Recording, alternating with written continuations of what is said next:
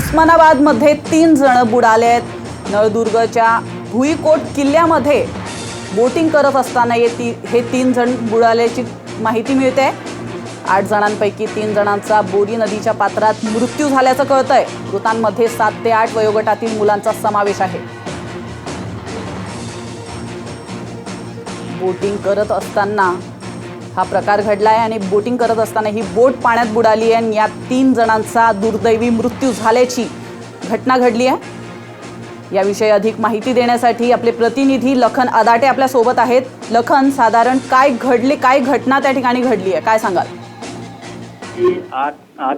जवळपास 8 जण नळदुर्गच्या भुईकोट किल्ल्यामध्ये पर्यटनासाठी गेले होते। त्या ठिकाणी बोटिंगचा आनंद घेत असतानाच कळाने त्यांच्यावरती घाला घातलाय। 8 पैकी 3 जण या बोरी नदीच्या पात्रात मृत्यू पावलेले आहेत। मयतामध्ये 7 ते 8 वयोगटातील मुलांचा समावेश असल्याची माहिती आपल्या हाती येते।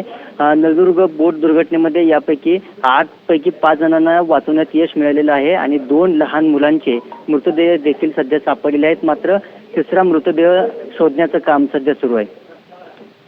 तुम्ही दिलेल्या माहितीबद्दल।